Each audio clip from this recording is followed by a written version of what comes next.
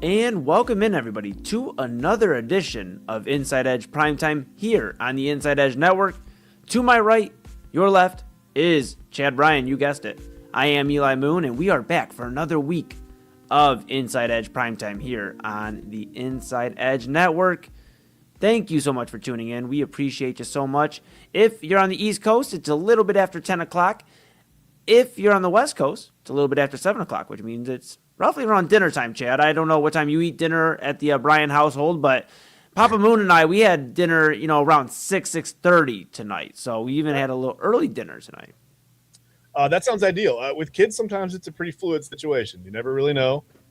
Sometimes we eat dinner at 9 o'clock. Sometimes we eat dinner at 4:30. It's like we have a bingo game afterwards or something. You really never know, man. Dinner's just it's a thing that comes after lunch. That's all I can really tell you. I love it. How are you feeling today, Chad? We had a lot to talk about, but how are you feeling? Man, I'm having a day. I'm doing okay though.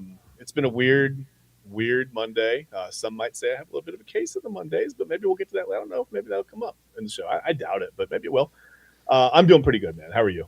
Oh, I am doing good. Just been enjoying the World Baseball Classic. That's been going on. I've been enjoying Cavaliers basketball. I'm not enjoying too much of yesterday, and we'll talk about that a little bit later on in the show. But also just enjoying the vibes. Just enjoying the vibes. Spring is right around the corner here in Cleveland, Ohio. It's been very warm weather-wise, so I'm enjoying that as well. But I'm feeling good. But yes, there is something I had imagined you'd want to get off your chest. We are going to unveil and debut a new segment, and it's been such a crazy Monday for you, Chad, that we don't even have graphics for this segment yet. No. This is, however, a new segment here on Inside Edge Primetime, and I'm going to hand the baton off to you. This is called Case of the Mondays. And Chad, would you like to talk about your Monday this week? Why not, Eli? Listen, Eli, you know what gives me a case of the Mondays? What's that? When you go to pick up your kids from school and you're walking down the sidewalk safely, like you're supposed to be, and you've got a whole line of cars that are parked illegally in the fire lane, and one of those cars backs up into you and your son, literally physically hits you. Not in a car. I wasn't in my car. I was walking. And that's fun. And so I get hit by a car in the school parking lot. And then, you would think like, okay, the driver goes, "Hey, my God, are you guys okay?" Nope. Yells at me. Apparently it's my fault. She said she's been in reverse for quite a while, Eli, which wasn't true. I was standing behind the car. There were no reverse lights until I walked, and she backed up and hit me. So if you're going to back up in a parking lot, at least look. I mean, you look where you're going, right? Don't you watch? But no, this person didn't watch. And, a little bit of a case of the Mondays, man. Not going to lie. There were things that I wanted to say that I didn't because I have my son right there with me. I'm trying to be a good example for my kids. So I just kind of looked on in shocked awe, I guess, at someone who would literally back into a human being and then yell at that human being. By the way, still illegally parked in a fire lane. By the way, just want to point that out. So that's my case of the Mondays situation I have going on, man. That's I don't know, Dude.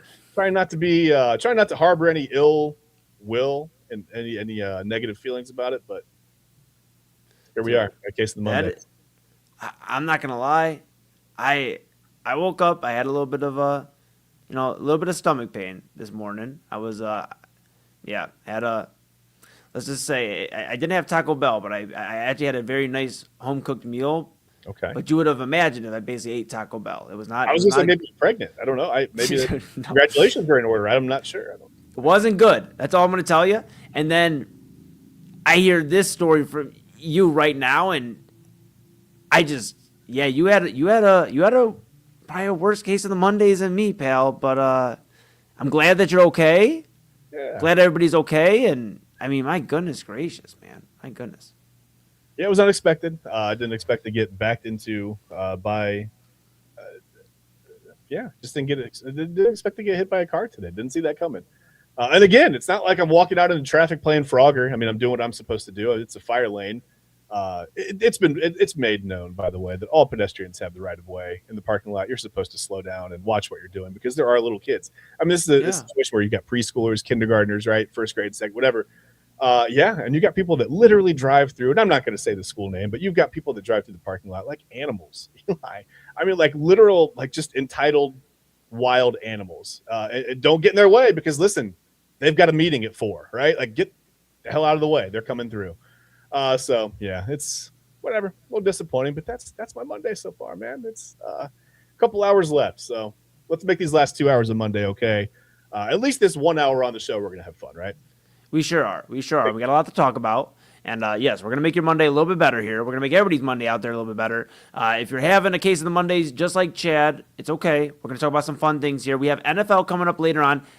Free agency officially starts Wednesday. The tampering period, however, began today. We're going to talk about that a little bit later on. And we, of course, are going to talk about our Cavaliers and the state of the NBA. A lot happened here in the last 48 hours for the Cavaliers. Kind of tough to know how to feel about the team right now. But one thing's for certain, there is a Boston Celtics team that's playing really well. What I want to talk about just in this opening segment, though, Chad, right now, is a thing we haven't got too much to talk about here on Primetime yet, which is the World Baseball Classic. Have you got a chance to check out Team USA and some of these other games? I mean, it's been a lot of fun. I've got to kind of just sit here and watch it with Papa Moon, and I've enjoyed getting to watch the stars of the USA team, but also the stars of the world, man. It's like, it's really cool seeing like Nolan Arenado, on Team Puerto Rico, and just seeing all these stars. I mean, what have you made of the World Baseball Classic so far? It's fun, man. Every year we say it doesn't matter. Well, every other year we say it doesn't matter. We're like, this doesn't matter. First of all, it's not the Olympics. It's not this. It's not the World Series. It's not that, whatever. But then I think you can see it on the players' faces, man. Like Team USA the other night when Schwarber hit the home run. I mean, the whole dugout came. It was the 5th inning, man. It wasn't a walk-off, right? The whole dugout came piling out onto the field. Like everybody was excited. And so we can sit here as fans and say it doesn't matter to us. But, I mean, that doesn't really matter. It matters to the players. And, like, these stadiums are full. Guys are playing in front of their home countries sometimes. Like, it's a lot of fun, man. Guys are having a ton of fun with it. Look at Team Brazil. Yes. We mentioned it a little bit on the show this weekend. I mean, I don't know if anybody's having more fun than Team Brazil. And they're not going to move on. They're not going to win this thing, right? But they've got a 17-year-old pitcher throwing 97 miles per hour. Kids missing, whatever, like algebra 1, and he's pitching in the World Baseball Classic, and Aaron Judge to like break his bat and roll into a double play. Just really cool. Somebody made a joke the other day, and it couldn't have hit home more. They're like, man, at 17, I was failing algebra 2. Actually, they said that, and taking a bunch of Advil all day to ramp it up to the low to mid 80s. And I'm like, oh, I feel attacked, man. Like I really feel it's me. But yeah, it's been fun, man. They got Dante Bichette. Dante Bichette Jr. with the hair, right? Ramirez's kid on the team. Like I don't know that there's any dugout, any clubhouse that would be more fun than Brazil. Like Team Brazil has to be having a blast.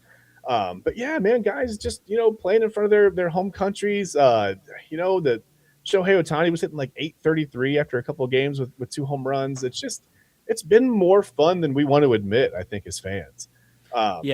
Yes, I agree. It maybe it doesn't matter, but it clearly matters. It does. And you know what? Lucas Ramirez, you brought up Manny's kid. That's been like so fun to watch his story, some of these other journeys just in the World Baseball Classic. And I think it's also been fun for like baseball fans. I think this brings together like just people that enjoy baseball. And it also brings eyes on the sport where, okay, yes, they were talking on the broadcast the other night. I believe they're in Team USA versus Team Brazil. They were talking about the excitement of baseball. Now, I don't know if baseball is at this peak of excitement right now. They're trying to sell it because of the Toronto versus Los Angeles World Series. It was a good World Series. However, baseball has struggled to market their stars. I will give them credit. They do a good job, though, during this World Baseball Classic. And you get to see the Bryce Harpers, the Aaron Judge, Gunnar Henderson. You're seeing all these guys. Paul Skeens took the mound tonight against, Team Mexico here for Team USA. You have Tariq Skubal, who's talking about maybe wanting to pitch some more games in the World Baseball Classic because he's feeling this energy. He says no. Yeah, he's going back to Detroit now. It's Willie, won't he? This is like Ross and Rachel, man. Did you ever watch that? This feels like, it's crazy, but it's exciting too. It's super exciting, and seeing Travis Bazzana for Team Australia, the number one overall pick or former, number one overall pick a few years ago for the Cleveland Guardians. It's exciting, man. I'm a baseball guy. I mean, my favorite sport, I'll be honest with you, is basketball. But Papa Moon raised me on baseball, and I really, really appreciate this World Baseball Classic and how much fun it's been for everybody involved that's watching. So, yeah, it's been a lot of fun. Regardless of fans saying whatever, I just want baseball to be here, blah, blah, blah. This is baseball. I mean, these guys care about it. Oh, we lost Chad here for a moment. Oh. We got you back. We got you back. You lost it for a second. That's how exciting it is. No, I just said that they're just playing for their countries. It's a lot of fun. Man, let's let people have fun. We don't have to police people's fun, right? Like we don't have to tell them it matters to us. It doesn't matter. Just let them play, man. Let the kids play. Yes, I'm absolutely with you. Did you see Team Italy, by the way, has an espresso machine in their dugout? I've been meaning to bring that up to you. That's amazing. It's just amazing. I love it. You know what? And we get a little bit more of this, obviously. We'll get into the tournament play of it here soon, where they'll get the quarterfinals and all that going on. Yeah. I'm super excited to see just how this all unfolds. Are we gonna get a rematch? Are we gonna see another showdown, like a Shohei Ohtani versus Aaron Judge showdown in the finals? Like, what are we gonna see here? Is Puerto Rico gonna get to the finals? I mean, there's so many exciting variables here, and I mean, to be honest, so far it seems like Team USA. I mean, they're up right now 5-2 over Team Mexico. So I mean, it's becoming a little bit of a game. It was 5-0, but this bottom of the sixth, 5-2 Team USA. They have really taken care of business. They look like the favorites, but can't put anything past Shohei Ohtani. You can't. No, and I think Team USA has lost maybe 3 or 4 in a row to Team Mexico coming into today, and Team Mexico came in at 2-0 as well. So there's some sleeper teams that I think everybody say, oh, it's U.S. and Japan, or it's the U.S. and whatever, the Dominican, whatever. There's some sleeper teams that can get through that might surprise you, man. It's been pretty competitive. Some games have been a blowout, but I mean, there are more teams that are going to be competitive than I thought, I guess, maybe coming into it. So it's hard to get into the pool play for me sometimes. I haven't watched like a full 9-inning game yet. But I've caught bits and pieces here and there, and everything. It's been really electric. It's been more exciting than I thought it was going to be. Yes, I've enjoyed it. I absolutely have enjoyed it, man. And we'll keep an eye on that going forward. Going to be talking about that obviously all the week here as we have a more World Baseball Classic going on Inside Edge Primetime. If you're new here, thank you for tuning on in here. Give us a follow Inside Edge Net on all the socials. And thanks for choosing us as your source of sports, entertainment, mental health, everything in between. We really, really appreciate you. We are here from Monday through Thursday, 10 to 11 p.m. That's Chad Bryan. I'm Eli Moon. This is Inside Edge Primetime, and we want to thank our sponsor, Alley Rose Fragrances, and remind everybody out there that you can also take advantage of a great deal as a first-time customer with AlleyRoseFragrances.com if you go ahead and use the code InsideEdge20. That's capital I, capital E, InsideEdge20. Get it off your candles, your body mist, 20% off your entire order with spring coming around the corner. Like I said, it's been 70 degrees dang near every day this past weekend in Cleveland. Yeah. It is a time to light a candle, have the windows open, get the scents going. Chad, I know you took advantage of this deal. Tell the people just so much more about Alley Rose Fragrances and your experience with the candles that have been absolutely lighting up the house. Yeah, they burn forever. They smell amazing. Like I said, it's all natural ingredients, vegan material, cruelty free. That's important. You know what I mean? I think that's important to a lot of people. Made in the U.S. They're hand poured. I mean, everything's handmade right here in Charlotte, North Carolina. It's a very small business. I mean, it's pretty much a one-person business. So. And to tell you, just to give you kind of an idea, we ordered our candles on a Friday night and had them by Tuesday afternoon. So, I mean, that's again, the shipping is that's exemplary. There are huge companies that can't handle their shipping that well. I was really impressed with the turnaround time and just the quality is amazing. I mean, it looks like my office got ransacked. I think my kid stole a candle, but I was going to show you one right now, but I don't have it anymore. I got ransacked. I got robbed. But that just tells you how great the candles are. I mean, everybody in the house wants to make sure they have their Alley Rose candle. Exactly. My daughter won't let us burn them because they smell too good. She's like, no, I just want to smell it. So, yes, it's a great product. Like I said, the service has I've ordered one. It's excellent. I mean, the turnaround time was amazing, and like I said, the house smells so good. It smells so clean. You can smell that they're natural ingredients. You can smell the lack of chemicals. I know that sounds. Whatever, but it's true. It is what it is. You're dang right. You're absolutely right. Make sure you use that code InsideEdge20, capital E, InsideEdge20, all one word, at AlleyRoseFragrances.com, our sponsor here on the Inside Edge Network. Chad, we're going to take a quick pause. We're going to let everybody grab some caffeine. On the West Coast, we're going to let you go ahead and finish up dinner. I know it's around that time. I'm going to grab a drink as well, a caffeinated beverage, if you will. You go ahead and get ready yourself, my friend. And when we come back, we're going to talk the NFL, free agency. The tampering period began today. Some big moves in the NFL. I don't know where to start, but I have a feeling we'll know when we come back. We'll figure it out. All right, perfect. This is Inside Edge Primetime here. That's Chad Bryan. To my right, your left, I am Eli Moon, and we'll be right back after this.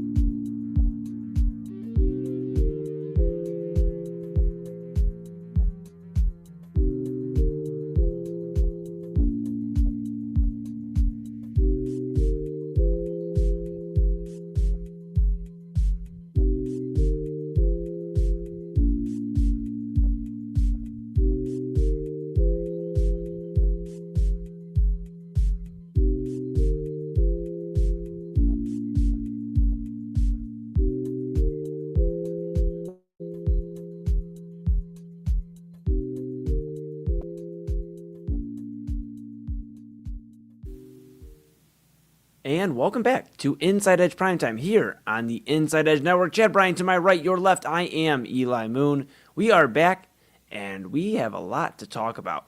If you just missed us in that opening segment, we talked a little bit about the World Baseball Classic, and yes, Chad has had a heck of a Monday. If you're just joining us, we debuted a new segment, Case of the Mondays. We'll have it every Monday here to start the show. Things that got us a little upset, and we had a pretty unique one here today. But yes, back here, Inside Edge Primetime. Chad Bryan, Eli Moon. We're going to talk the NFL free agency. Chad, I know we were kind of talking a little bit about this earlier today. It's weird that the NFL has the NFL free agency. It starts Wednesday. The tampering period begins today, started today. A lot of moves. We're going to talk about the moves. My first question, however, is not even about any of the moves. Is this odd? Is this whole thing odd? The beginning Wednesday, but we know Monday. It's Monday, and we already know where these guys are going. They just have to sign the documents on Wednesday. Yeah, it's bizarre. And it's funny because today, I don't know, 11 a.m., I don't know, when did it start? The legal tampering period started. So you're telling me that 11 a.m. is when all these GMs and all these whatever, vice presidents of whatever operation, this is when they started doing their homework and started reaching out to people? Because before the legal tampering period, I'm sure, Eli, I am absolutely sure of it, there wouldn't have been any contact before this, right? That never would have happened. Not before the legal tampering period. Come on. This is so stupid. So just let it wait. Let it marinate. Damn, NFL, you already have so many spots along the calendar year where you're in the news. We get it. Every 3 months, you need everyone to look at you. I understand. I get it. It's good for marketing. But what the hell is a legal tampering period? For some reason, this annoys me so much.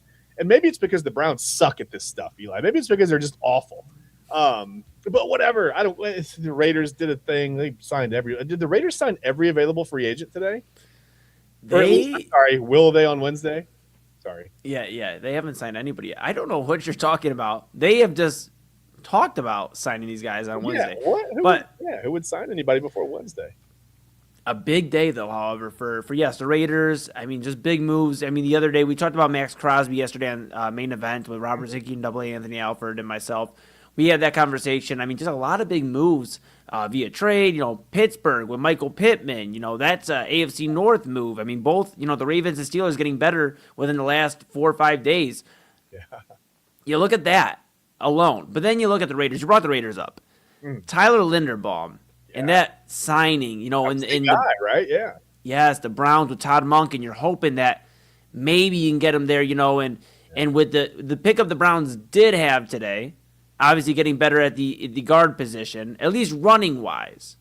And that's what it seems like. Pass block wise, not the greatest grade on Zion Johnson, but run block wise, it seems like there's a lot to like from the former Charger. Yeah. And that's what I was hoping we could maybe get with Linderbaum, a guy who they brought up on one of the ESPN shows about, I believe it was on the Pat McAfee show. They brought up about him being a wrestler. And I'm like, okay, as a former wrestler, somebody who wrestled all the way through high school, you can see the footwork, and I'm like, okay, if you could have added this guy with Zion Johnson on that line, they got Titus Howard, maybe the Browns have some strength here now at the line again. But, okay, we'll take Zion Johnson. They lost Devin Bush today too, at least just looking at the Browns, but they did pick up Quincy Williams. A lot to be upset about, I guess, with Devin Bush, I feel like. But how do you feel about the Browns' day first off? Listen, it wasn't bad. I don't think we realistically could have expected any big splash moves. I don't think we ever were really in the. I'm sure the Browns kicked the tires on Tyler Linderbaum, right? I'm sure they looked. They made a phone call or did whatever due diligence. Starting at 11 a.m. I'm sure this morning. Yes, started doing that. Not before, not a minute before. But yeah, I don't know. I don't think that was ever really a thing. It was okay. Quincy Williams is a good player. You don't love losing Devin Bush. Obviously, he had a really nice year last year. But I think you plug Quincy Williams in and you're okay. Not the biggest guy in the world. I think he's like 5'11", 225, 230. But whatever, he kind of reminds me, I told you before the show, it kind of reminds me a little bit of, like, you watch him play, he's like a little mini Ryan Shazier, right? Like he doesn't always get to the plays that Shazier got to in his prime. But he makes a lot of plays sideline to sideline, and the Browns really could use a guy that can just have some freedom to roam and can do a couple of different things at the linebacker position. I just didn't think again for the money. What was it? 2 years? I don't know. What was it? 60, 14? I don't even know. There are so many numbers dancing. It's like Christmas Eve right now. There's so many numbers. I am like 80 million out, man. I'm just like 3 years, 60 million. Where's my? Yeah. By the way, nobody called me on legal tampering day. But whatever. Well, then you look at Alec Pierce, 114 million. I mean, the largest free agent signing for a wide receiver in NFL history. I mean, these guys are just tells you paid. Everything that you need to know about the Colts and what they're going to do with Daniel Jones. By the way, like they plan on him coming back, right? Yeah, they're trying to run him back. Alec Pierce over Michael Pittman is kind of a shocker to me. I mean, in Pittsburgh got a lot better there. I mean, now they have a very strong wide receiver 1 and 2 there with Metcalf, DK Metcalf, that is, and Michael Pittman.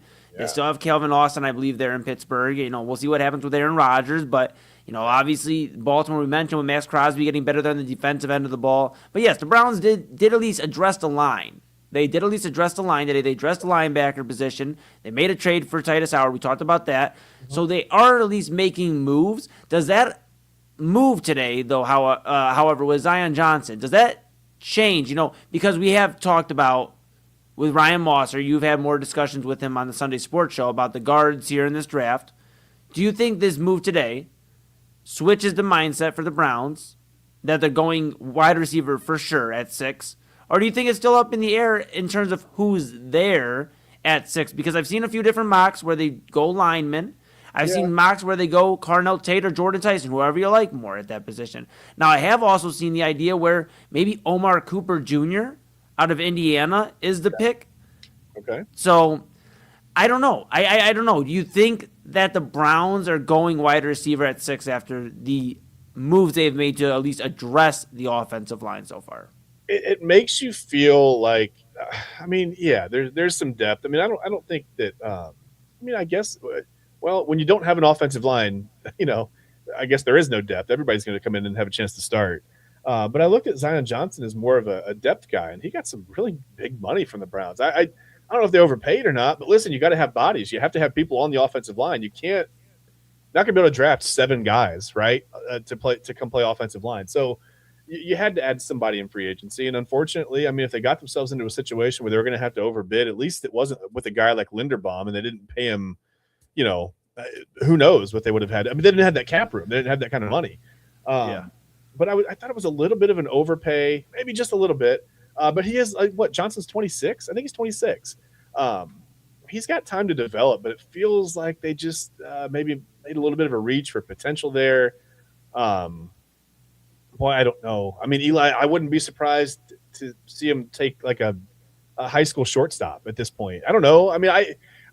Nothing would surprise me. I don't know. Do they go receiver? Do they go offensive line? We know about the tackle class. I think you want to get a left tackle. If you're going to take a tackle at the top of the draft in the top 10 picks, it's going to have to be, maybe not a generational guy, but it's going to have to be a guy who comes in and starts and is, makes an impact from day one. It can't be a project. It can't be whatever. It can't be let's draft a right tackle, move him over to the left side, and Yes. Jesse Quills this thing, baby. Let's cross our fingers and hope. Let's hope, baby. Let's hope. That's not going to work. Again, it's proven time and time, at least in the Browns' case, to not be anywhere near effective. Again, we talked about DeJuan Jones. We don't know what he's going to be coming back from another injury. He's been good when he's been healthy. He's been pretty good, but unfortunately, he hasn't been on the field very much. And that's you got to have guys that are going to be there. Oh, man, that's a tough question. Listen, I don't mind the Zion Johnson move. I just thought it was maybe a little bit of an overpay. But no Linderbaum. I don't know. Rasheed Walker still, he's still out there. Again, but that feels like now when you paid that much money to Zion Johnson, what are you going to have to give Rasheed Walker to come here? I just don't know. Who wants to come be a part of this offense? Is there anyone out there in their right mind that unless you have no other option? 31 teams have shut you down, and you go, well, if I'm going to stay in the NFL, I guess it's the Browns. It feels like that's the situation we're in. I don't want to say that, but it kind of feels like that's the situation we're in right now. And sometimes when you're trying to sign out of a position of extreme need, there's going to be a little bit of an overpay there. But you just hope Andrew Berry can use the resources that he has wisely enough to, make this team at least, I don't know, competitive. I say competitive, but listen, we know that it's not going to go well next year. It shouldn't, right? I mean, I'm trying to be optimistic here, but I'm also trying to be realistic. I mean, I expect a 6-11. I'm sorry. I just Yeah, I mean, what if they happens could in have, the draft and everything, but yeah, and not to interrupt Chad, but if they could have made a move for Michael Pittman, maybe, I mean, at least address a receiver room. But now that's why I'm thinking they have to go receiver at 6, right? Unless there's like a generational talent at lineman. But I just feel like you can't pass up Carnell Tate or Jordan Tyson unless you feel like Omar Cooper maybe, or Concepcion, maybe he's the guy. Casey Concepcion, maybe he's the guy. I mean, who knows? But one thing's for certain, they have to address the wide receiver room. And however, while the Browns didn't address too much of the offensive playmakers, the Kansas City Chiefs did. And that leads me to the question, and I think I'm going to answer the question first. What was the biggest NFL move of the day? And Chad, I'm going to answer it right now. It was Kenneth Walker to the Kansas City Chiefs. yeah. It was the Super Bowl MVP that we talked about literally, last week at the beginning of the week, about how the Seahawks were not going to bring back Kenneth Walker. They were going to let him walk.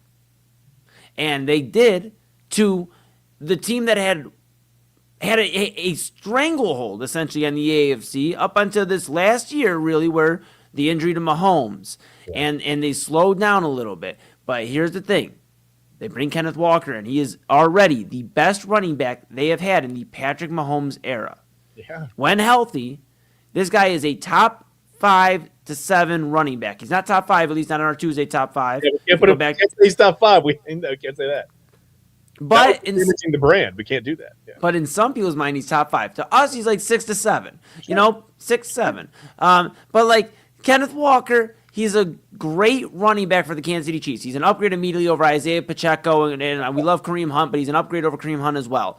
This is a move that they are one more big move, and they've also addressed the line today. Kansas City is actively getting ready to help their franchise quarterback ease back into a good situation. Travis Kelce comes back. That's another move, obviously, for the Chiefs. They might have one more reunion in them with Tyreek Hill still out there as a free agent. I just think the Kenneth Walker move is the biggest move of the day. I truly think so, Chad. What do you think?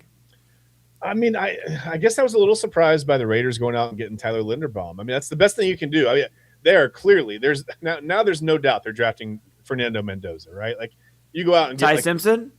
Well, maybe we can push Taylor. Maybe we can put Taylor. We'll get some 4th-round quarterbacks up there. If we can create enough of a smokescreen, maybe we can talk the Raiders into taking a different quarterback. Who I really like? Diego Pavia at 1 overall. Let's not do that. Watch Double A will clip that and put that out there. I'll get roasted on social media. It's whatever. Say what you want. I've heard it all today. Got yelled at for getting almost run over by a car. Who cares? But yeah, I thought that move surprised me. I didn't think he would go to the Raiders. I thought after it was all said and done, he would stay in Baltimore. I knew the Browns would, like I said, probably at least kick the tires, make a phone call. I'm sure his agent, laughed and hung the phone up and said, "No, we're not doing that." And how bad is it? You'd rather go to the Raiders right now? I don't know who's got it work. They have the number 1 overall pick, so I don't know. I mean, it's, by the way, they're, like I said, they're obviously clearly taking Fernando Mendoza. That one surprised me. I didn't see Linderbaum to the Raiders. I never would have guessed that. I hadn't seen anyone even forecasting that. If they have, I missed it.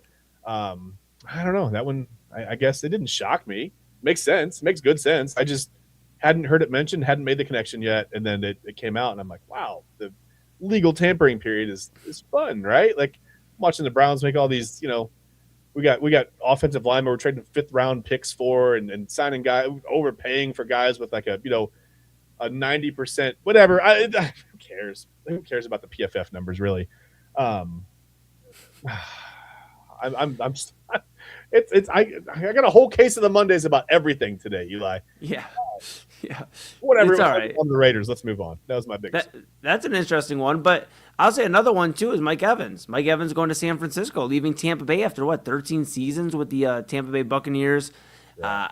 A legend in Tampa Bay, wins a Super Bowl obviously with Tom Brady there, and Chris Godwin, those guys, and Yeah. now he is a San Francisco 49er. They are moving on from Brandon Ayuk. That's what all signs have pointed to. Yeah. After inking him to a large contract, they are moving forward with Mike Evans, who is obviously a great locker room guy, a great leader, Yeah. and somebody that's going to just fit right in. I mean, George Kittle is recovering from an injury at the end of last year. So, we'll see when he gets back there. But you're going to have Christian McCaffrey. You're going to have Mike Evans. When George Kittle gets back, you're going to have George Kittle. Brock Purdy is ready to go again. Ricky Pearsall. I mean, you guys, those guys rather have an incredible cast. And Mike Evans might go out and get a second ring before he retires here. And I think this isn't Mike Evans looking for 1,000 yards or a 1,500-yard season. This is Mike Evans looking to contribute, play his part, and maybe get a ring here in the Bay. Yeah. It proves that Mike Evans was afraid of Kevin Stefanski. He wanted to get out of that. No. Yeah, that makes their offense pretty dangerous. And you got to wonder why he would leave Tampa Bay. I mean, I feel like it's been a very amicable situation there. People are going to say, listen, if you ask Odell Beckham, he's going to say it's Baker Mayfield's fault probably. But I don't know. I was a little surprised by that too. But I think the bigger one for me was just Linderbaum to the Raiders. It just signifies that like the Raiders are trying to win now, right? Like I said, they went out and I felt like they were in on everybody today. Yes. Which is cool, which is where you want to be when you've got the cap room and you've got the number one overall pick and you have a chance to really flip your franchise overnight. You have to strike right while the iron's hot, so to speak. And I just thought in Cleveland here, the iron is very cool. It's sitting on top of the ironing board, but no one plugged it in. Yeah, that's true. But I'll tell you this: a team that had a rough day today, the Miami Dolphins, but also a team that had an interesting day, the Miami Dolphins. Yeah. They went from giving Tua Tagovailoa the boot. Unfortunately, said, you know what, we're going to eat $99 million in dead cap money. Oof. We are going to pay, I believe it's $39 million to Tua Tagovailoa this year. He's going to take a minimum contract to go to the Atlanta Falcons. Yeah, and we'll talk about that here in a moment. But the Miami Dolphins have their new quarterback, it appears, Malik Willis, the top free agent quarterback in people's minds. Yeah, a lot of people's minds, rather. Yeah. He is off the board. He got to talk to the Pat McAfee show today. I got to hear him talk about, him having that success last year in Green Bay was his first time really being in a system for more than a year, the same system that is. Yeah. And, he's now getting a chance to potentially be the franchise quarterback again. Do you think this Malik Willis thing works out in Miami? I don't know. It's like 6 starts would worry me. It doesn't worry me because it's Miami. I don't have any. It's not my money, right? It's not my team. It would worry me, but listen. If you see what you see in Malik Willis, you want to pay him that much money, you think he's the guy, then again, go for it. Nobody's blaming the Dolphins. I mean, it's not like they're trying to sustain some kind of success that they've had over the last few years, right? This isn't like if it doesn't work out, it doesn't work out. I mean, they had 2 of there before. It really wasn't working out for a lot of different reasons. The injuries, whatever, all the concussions. I mean, he was unfortunately, he was a walking concussion. I mean, it just felt like every other week he was, having some concern, a head injury, this and that. Again, not his fault, not, throwing shade at all to Tua, but it just, some situations are what they are. But yeah, I don't know. I mean, 85 or 83, whatever. I think 86% of his throws during the time that he was in there played pretty well. Looked like he was capable of filling in whatever and understood the system. If you can get that kind of production out of him and you can get him up to speed in a year, whatever, half a season, even a season and a half in Miami, it's not like they're not in win now mode. I mean, they're building for the future. If they can build enough around him, sure. I mean, I'm intrigued. I don't know that I would have wanted the Browns to pull the trigger on a move like that because I don't trust the Browns. I mean, I wish we could almost play without a quarterback, honestly. It's gone so poorly over the first 26 seasons trying to pick one or pick 3 or pick 4, whatever. It doesn't matter. The Browns have had maybe 3 good quarterbacks to actually talk about, right? I mean, Tim Couch was a good quarterback. If Tim Couch would have come into the league in a different situation, I think he would have had a much different career. You had Derek Anderson had a decent year. Brandon Whedon got stuck under a flag. I just don't know. I'm trying to think of like Whedon was the guy I thought was like had the physical tools to actually do it here. That didn't work out. And then you had Baker Mayfield, who took you to your first playoff game, won a playoff game here, and he was quickly sent packing for a guy who hadn't played meaningful football in 2 years. Who also, by the way, got a record contract at the time from the Browns. That made a lot of sense. And the way that they financially set themselves up from that deal has been so positive, by the way. Oh, man. Yeah, you're having a Monday, pal. Well, I'll tell you. Whole Monday, bro. I'll tell you this. The interesting thing about Malik Willis, though, is, and I think the thing that swayed his decision today was Jeff Hafley, the new head coach of the Miami Dolphins, who was a defensive coordinator over the Green Bay Packers last year. Yeah. John Eric Sullivan, the general manager of the Miami Dolphins, who was with the Packers last year. Yep. And that familiarity. And Malik Willis also credited that on the Pat McAfee show. So it's interesting to say the least. Now, yeah, I want to ask you this before we go to break. Mm-hmm. Tua Tagovailoa, he signed a minimum contract with the Atlanta Falcons. Kevin Stefanski now has a quarterback room of Michael Penix and Tua Tagovailoa. Two left-handed quarterbacks. Awesome. Both struggled to stay on the field. Obviously, health concerns. Yeah. I can't wait until they trade for Dylan Gabriel, too. That's going to be... What is Kevin Stefanski doing in Atlanta? The same thing he was doing in Cleveland. I have a theory on this. Kevin Stefanski has decided, as a head coach in the NFL, his philosophy is you don't score because what does that do? Then you got to get the ball back to the other team, right? So he wants an offense that can get about 3.3 yards per play, just get enough to get a first down every 3 plays or so. I mean, 10 yards per 3 plays. That's all we're trying to do. Hold on to the football. We're going to win every game 3-0, 6-3. We don't need to score touchdowns. We don't even need to operate well in the red zone. We don't need to do that. We don't need a quarterback that can throw the ball over 10 yards. I don't even need a quarterback that's healthy. I got Tua. I got Michael Penix. I got walking concussions. I don't know what Kevin Stefanski is doing. You can't convince me. Everyone said, it's Andrew Berry. It's Jimmy Haslam. They keep strapping him with these quarterbacks. It's not Kevin Stefanski's fault. Boy, if he ever had his guy. So he goes to Atlanta, he takes a job, and they've now shoved a quarterback into his face again. Hey, here's Tua. Here's injured Michael Penix. Go do your thing, man.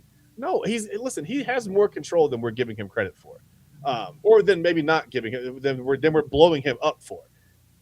I'm sorry, Eli. He's picking these guys. These are his picks. For some reason, Kevin Stefanski really likes inept left-handed quarterbacks. I don't understand exactly what it is. I'm not even sure. Unless Tua is the backup plan, he's like the stopgap until Penix is healthy. They're going to go quarterback in the draft. They let Tyler Algier walk.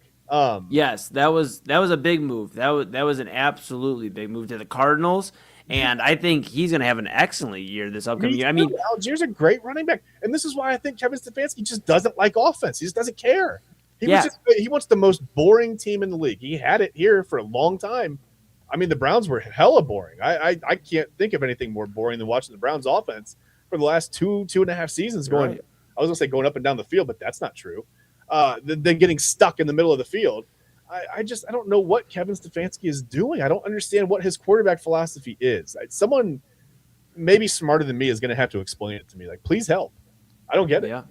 Well, I know we got to go to break. I have one more thing I do want to address before we get out of here. An offense that is going to be exciting. You talk about the Browns maybe not being exciting on offense last year, and we'll see what it looks like this year. Yeah. One team that will look fun with Tyler Shuck at quarterback is Travis Etienne at running back for the New Orleans Saints. And that is the Saints, the team I'm talking about, as he went over there to New Orleans.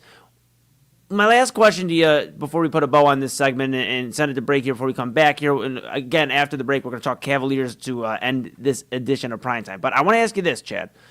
Mm-hmm. Travis Etienne, New Orleans, is this his lead back position or is this a committee with Alvin Kamara? It's going to be a committee. I think Etienne's a little bit overrated. I don't want to say overrated. I just don't think he's really quite what we ever thought he was going to be in the NFL. I don't know that Yeah, no, this is not going to be Travis Etienne goes in there and comes back and dominates the NFL. At least I don't think. I could be wrong. If I'm wrong, listen, clip it. I mean, call me. I don't care. When I've been wrong before, I'm going to be wrong again. It's going to happen. But my feeling on Etienne is I feel like this is going to be maybe not an albatross of a signing, so to speak, but I don't think you're going to see a lot of big numbers out of Etienne there. I just really don't. I could be totally. Okay. I disagree. I think he's gonna have a great year. I think this is them starting to move on from Alvin Kamara. I hope I'm wrong. I don't have any ill will toward the guy. I hope he does. I get it. I just think Shuck's doing a good job as a quarterback. I think he's got only room to improve. Obviously, he's a little bit older, but he's got room to improve. And now getting Etienne there, you can still have Kamara get some carries, and maybe if he wants to stay in New Orleans and rock out, sure. But I think we might be seeing a Alvin Kamara somewhere else after this upcoming season. So that'll be something to keep an eye on as well. Okay. Yeah. Absolutely. All right. We're going to take a quick pause here. When we do come back from break, we are going to talk about the Cavaliers. They have had a very tumultuous 48 hours. We're going to talk about that, what to make of this team, James Harden, Donovan Mitchell, where's Jared Allen? We need him back. We'll talk about all that. Chad and I, we're going to put a bow on this edition of Primetime here. We're going to make sure your Monday ends with a great, great way. And, of course, a reminder that your Tuesday is going to start off with Midnight Run with Anthony Alford. That is right on after us. A little bit of a pause between Chad and I and then Double A. And then, obviously, we'll get you rocking there. Midnight Run with Anthony Alford after Inside Edge Primetime, which returns after this.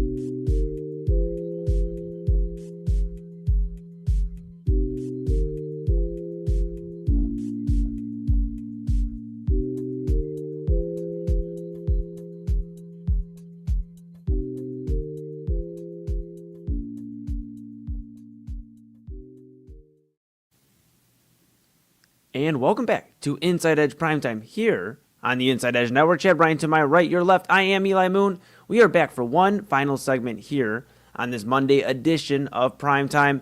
And yes, we just talked a lot about the NFL. We talked earlier about the World Baseball Classic, but we'd be remiss if we didn't talk about the Cavaliers, Chad. They have had a crazy last 48 hours. Today, however, a good day.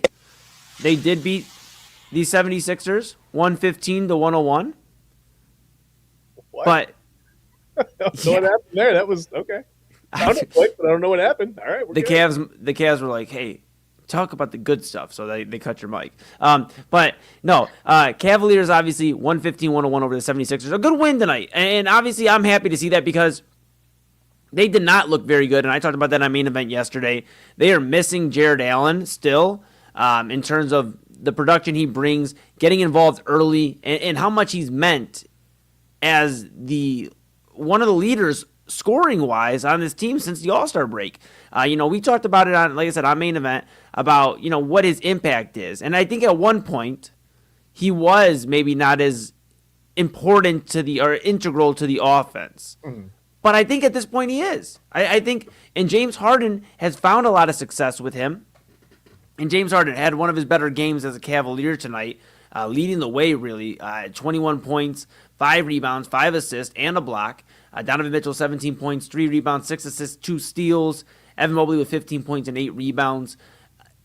We're missing Jared Allen, however, and you saw that really in the game against Boston when they lost the 109-98 loss yesterday, because they just could not get anything going in the paint. They were really, really missing the 3-ball. And I'm telling you, I'm just being honest, Sam Merrill's starting to give me the vibes of Ty Jerome when he was missing in the playoffs. Ty Jerome could not find a 3-point basket, and right now Sam Merrill is having a tough time, and we're getting closer to the playoffs. Sam Merrill, 2 points today, 1 of 6 from the field, 0 for 5 from 3.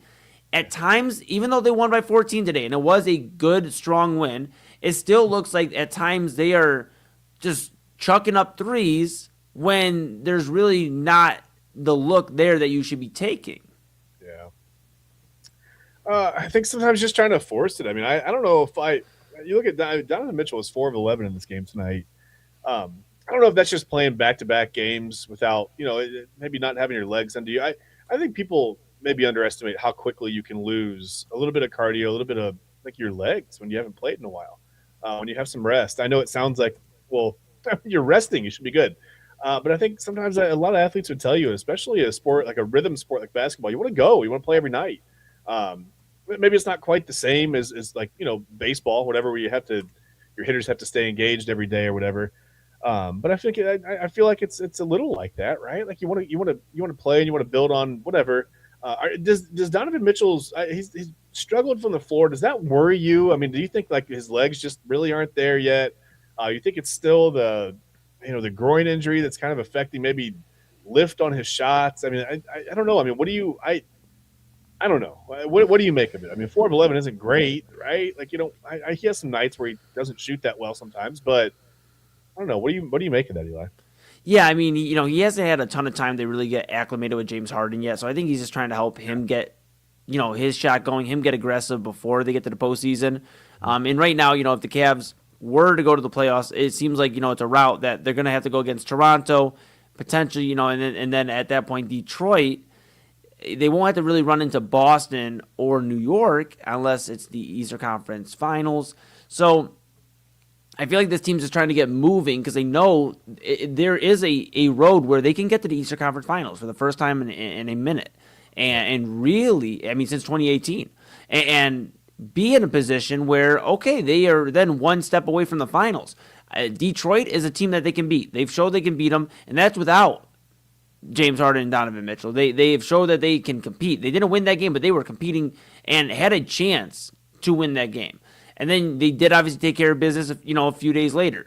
Then you look at this Toronto Raptors team beforehand. They can take care of Toronto. So I think the Cavs are just trying to tune up. I think Jared Allen, the moment he gets back, we're going to feel a lot better about this Cavaliers team because he is the glue. He is the guy that's going to get this ball rolling and ultimately dictate the pace. If you can't stop the paint, if you can't stop Jared Allen, then guess what? You're going to continue to bring 2-3 bodies towards the paint. It's going to open up for Sam Merrill to get a little bit of a cleaner look, for Evan Mobley to get his shots, to pick and choose where he's going to shoot the ball. James Harden to go into ISO mode because they're defending the paint, because there's a respect there, and the Cavs haven't had that respect sometimes.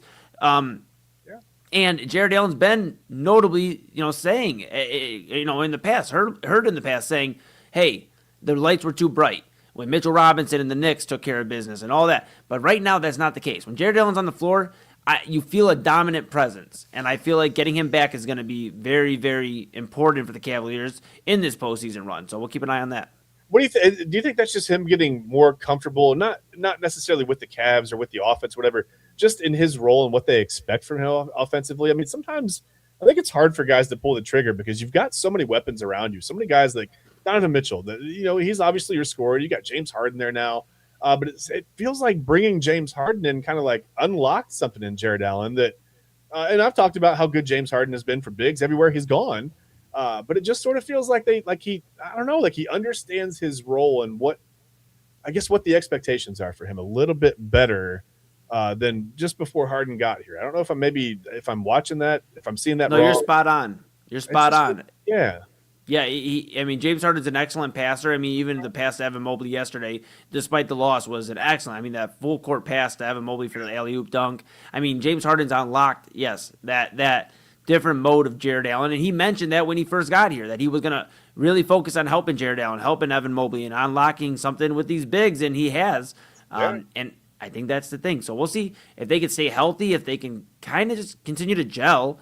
And that's our Cavs March check-in. We have a whole March to go, and a lot of basketball to be played still. I mean, not a ton, but enough to still get a feel for this team before the postseason. Let me ask you really quick, Eli, are we still doing moral victories? Do we feel better about they're 0-3 against the Celtics this season. That's fine. I feel like they've played the Celtics as three completely different teams. But do we feel a little bit better about the fact that despite missing a couple guys here and there, they played better in the second half yesterday? I mean, does that we doing more victories or no? Or is it too late for that? Main event, I said, the first half is what doomed them, and I just feel like they did play better, but I mean, you got to win the game. Take their foot off the gas a little bit, though. Like, the NBA is a game of runs anyway. But did the Cavs really come back and play that stronger, or did the Celtics go? And Jason Tatum only had 27 minutes. So, I mean, the whole different, talk about Cavs having a few different looks. Boston's going to have a completely different Jason Tatum by the time we play him again, if it is the Eastern Conference Finals. So, if keep an eye on that. Far, they're going to have to play better. Yeah, sure are. All right, Chad. Hey, we've had a heck of a Monday here. I think 2 different Mondays, but we are here. We are rocking out, and we have some final thoughts. What are your final thoughts here on this Monday? What are my final thoughts? Boy, I'm going to try to keep it I'm going to keep everything copacetic. I'm going to be nice. Listen, I think let's not get too excited or too down. No ups or downs about the Cavs. Let's just let them figure it out. I think that, they're going to, again, I keep saying this. I'm not going to make any excuses for them. I mean, they've got to play better. When guys are out there on the floor, you expect a little more out of Donovan Mitchell than 4 of 11. And this is why I think it's maybe just his legs aren't under him yet. He was 9 of 9 from the free throw line. So it's like the touch isn't gone, right? I just think maybe it's like a little bit of elevation missing. I can throw off your shot a little bit. So maybe that's what it is. His legs just aren't quite there yet from all the rest. They had that little 5-day mini vacation. And then to come back and play a back-to-back right away, maybe that's a little tough, whatever. But let's not get, no knee-jerk reaction with the Cavs right now. Let's just let them figure it out. And we'll watch it unfold the way it unfolds in the playoffs. They're going to be in the playoffs. I don't know what kind of situation they're going to be in. I don't know how the regular season is going to go between now and then. I don't know if they're going to be the 3 seed, the 4 seed. They're going to slip down to 5 or whatever. Who knows? Hopefully not. But maybe they'll climb all the way up to 2. I don't know. But again, no knee-jerk reactions. Let's just let them figure themselves out, figure the offense out, figure the rotations out. We'll see how it looks in the playoffs. We'll get to that first-round series, see what they do, and then we can make, I think, a heavy assessment at that point. But, I think the rest of the regular season is just about them sort of, again, it's a journey to find themselves. It's whatever. Very, very introspective. I like that for the Cavs. I love it. A little soul searching for the Cavaliers. Maybe I need to do that today, too. I don't know. Hey, you're doing all right, pal. You're doing all right. My final thoughts are, if you have not watched any World Baseball Classic, we talked about at the beginning of the show, watch some World Baseball Classic. USA is finishing up right here. Mexico and USA, 5-3 USA with one out in the ninth. Mexico with their last at-bats here. So keep an eye on that. I mean, if you're watching that game, while you're watching us, thank you for watching us, obviously. And, watch the end of that. It's going to be a thriller to see this. Just watch some World Baseball Classic. And then, of course, a reminder to follow Inside Edge Network at Inside Edge Net on all the socials. Stay locked in here with us. We have a lot of great programming here. Chad and I are across a few different shows. And then, obviously, we team up here on Primetime Monday through Thursday from 10 p.m. to 11 p.m. And then we have Midnight Run with Anthony Alford that'll follow us here at midnight tonight, tomorrow, and Wednesday. A lot of great programming. So give us a follow, Inside Edge Net, making us your source for sports, entertainment, mental health, and everything in between. And we appreciate you. So that is going to put a bow. We're going to put a bow on this Monday edition of Inside Edge Primetime. We'll be back with you tomorrow. A lot to talk about. More NFL news, I'm sure, and a whole lot more. Chad and I will be with you throughout it all. Again, for Chad Bryan to my right, your left. Though, Chad, I think sometimes it depends what the people are watching it on. Because I think sometimes sometimes you're on the right, and then you're on the right there. At the bottom, who knows? Listen, I just somewhere on the screen, I'm Eli Moon. You'll say that, and then somewhere else on the screen, over there, under there, up there, catty corner, we don't know. That's Chad Bryan. I think if you just cover every direction, they'll find me, right? You did a great job, pal. That's Chad Bryan. Somewhere on the screen, I'm Eli Moon. Over here. Somewhere else on the screen. This is Inside Edge Primetime here on the Inside Edge Network. We'll see you tomorrow. Stay safe, everybody. Happy Monday.